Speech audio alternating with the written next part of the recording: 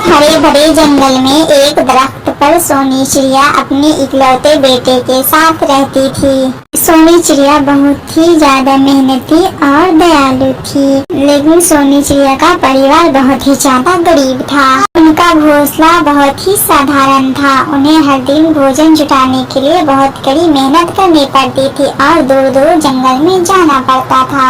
उसी जंगल में पेड़ की एक ऊंची शाख पर बल्लू चिड़िया का बहुत ही आलीशान घर था।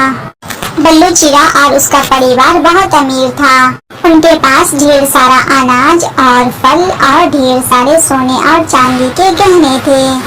बल्लू चिड़िया बहुत घमंडी था। वो अक्सर गरीब पक्षियों को गरीब होने का मजाक उड़ाता था और उनपे हंसता रहता था।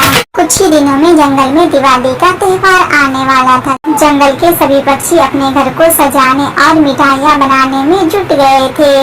सोनी चिड़िया के पास न तो घर सजाने के लिए उनके पास पैसे थे और न ही मिठाई पकवान बनाने के लिए उनके घर में ज्यादा सामान थे।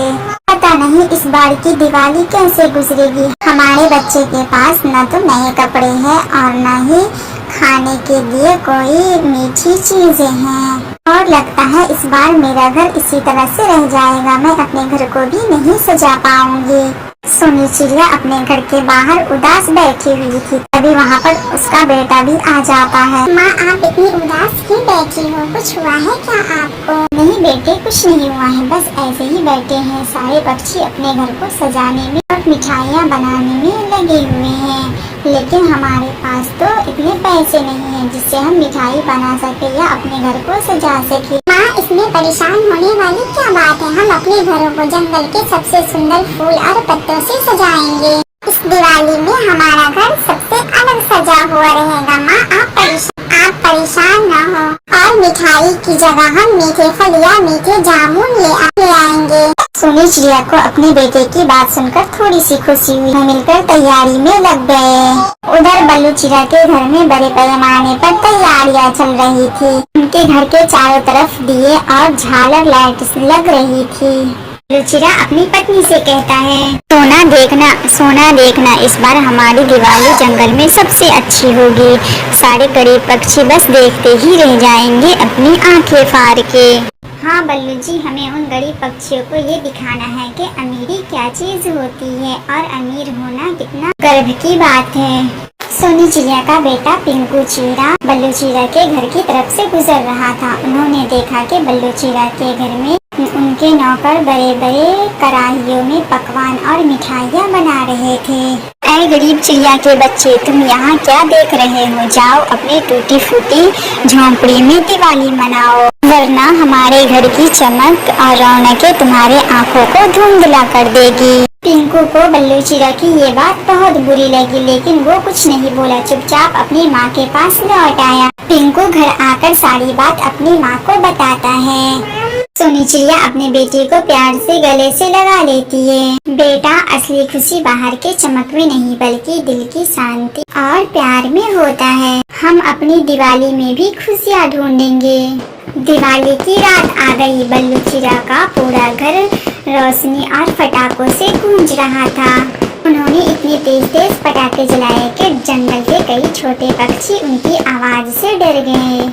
बल्लू चिड़िया और उसका परिवार अपनी अमीरी का प्रदर्शन कर रहे थे, लेकिन उसके चेहरे पर जरा सा भी मुस्कुराहट और खुशी नहीं झलक रही थी, क्योंकि वो सिर्फ दिखावे के लिए ये सब कर रहे थे। सोनी चिड़िया और उसका बेटा पिंकू दोनों ने अपने घर को फूलों और पत्तों से सजाए हुए थे। सोनी चिड़िया ने मीठे फल की टोकरी रखी और उनमें एक प्यारा सा दिया जलाया।